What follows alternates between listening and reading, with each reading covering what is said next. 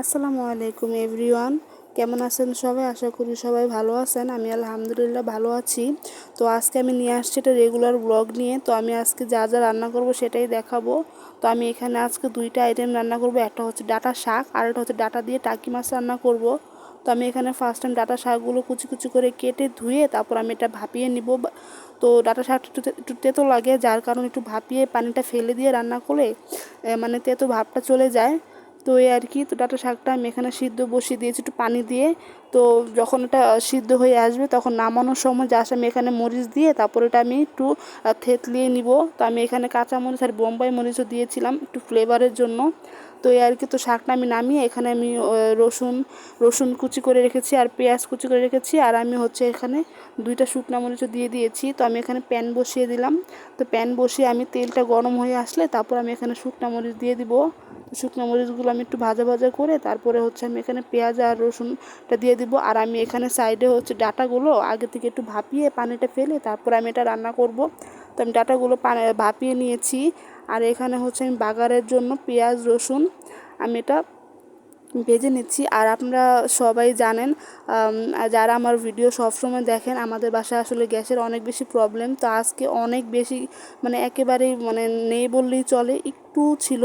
তো যার কারণে আজকে আমার রান্না অনেক বেশি লেট হয়ে গেছে। আর আগে তো সবসময় দুই চুলায় রান্না করতাম, বাট আজকে এত পরিমাণে গ্যাস কমে গেছে যে একটা রান্নার করার পরে তারপর আরেকটা রান্না করা লাগবে, এরকম একটা অবস্থা। তো একটু শাকটা হয়ে গেলে তারপর আমি তরকারিটা বসাবো। তো আমি এখানে হচ্ছে শাকটা ভালো করে বাগার দিয়ে ভাজা ভাজা করে তারপর এটা আমি নামিয়ে নিব। তো আমার শাকটা কিন্তু শেষ মানে হয়ে গেছে আর কি। আমি কিছুক্ষণের মধ্যে এটা নামিয়ে ফেলবো এটা ভাজা ভাজা করে। তো এই তো শাকটা আমি নামিয়ে ফেলছি। তো নামিয়ে তারপরে হচ্ছে আমি সাইডে হচ্ছে মাছগুলো আমি কেটে তারপরে এখানে ধুয়ে রেখেছিলাম। তো এগুলো হচ্ছে আমি হলুদ আর লবণ দিয়ে মাখিয়ে তারপরে এটা আমি ভেজে নিব। আর আপনারা সবাই জানেন যে আমি আজকে কয়েকদিন যাবত অনেক বেশি অসুস্থ। আর ডক্টর আমাকে অনেক বেশি শাক খেতে বলছে, তো শাক সবজি খেতে বলছে। আর আমি সবজি আমার এতটা ভালো লাগে না, বাট কিছু করার নেই, এখন থেকেই শাক সবজি মানে খেতেই হবে।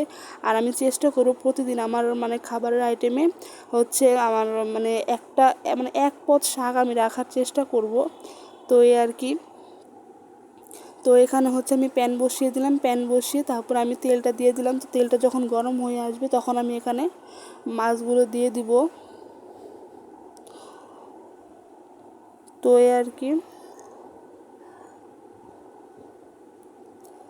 তো মাছগুলো ভালো করে এখানে উল্টিয়ে পাল্টিয়ে তারপর আমি দিয়ে দিব, না হয় মাছগুলো লেগে যাবে।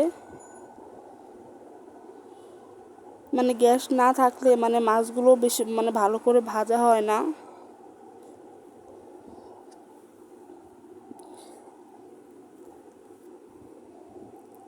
তো মাছগুলো আমি সময় নিয়ে ভেজে নেব। তো মাছগুলো লেগে গিয়েছে আসলে এত এত মানে আমি আবার সব কয়টা একসাথে দিয়ে দিয়েছি, যার কারণে মাছগুলো আসলে বেশ মানে ভালো করে ভাজা হচ্ছেও না। আর আজকে আমার কথা একটু মানে বেজে বেজে আসতে পারে, দেন আমি অনেক বেশি অসুস্থ, আমি কথা বলতে আমার অনেক বেশি কষ্ট হচ্ছে এই আর কি। তো আমার মাথায় একটু সমস্যা হয়েছে, যার কারণে আমি জোরে কথাও বলতে পারি না এখন। তো আমার কথা একটু মানে হয়তো একটু কাটা কাটা টাইপের মানে আসতে পারে, আপনারা একটু ম্যানেজ করে নেবেন প্লিজ। তো এই আর কি। আমি এখানে তরকারিটা মানে তরকারি রান্না করার জন্য আমি এখানে প্যান বসিয়ে দিয়েছি। আর প্যান বসিয়ে হচ্ছে আমি তেল দিয়ে তারপর আমি পেঁয়াজটা ভাজা ভাজা করে নিব। তারপর আমি এখানে আদা রসুন বাটাও দিয়ে দিলাম। তো এই আর কি। তো আমি হচ্ছে সব সময় আসলে রান্না করা হয় না, তো এখন যেহেতু আমি ভিডিও করি যার কারণে আমি মানে টুকটাক রান্না করার চেষ্টা করি, আর না হয় না।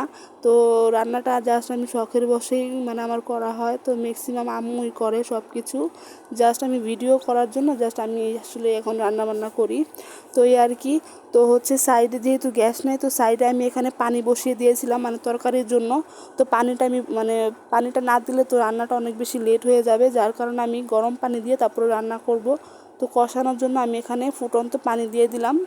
তো পানি দিয়ে আমি এখানে হলুদের গুঁড়া মরিচের গুঁড়া আর লবণ দিয়ে আমি এটা ভালো করে কষিয়ে নিব।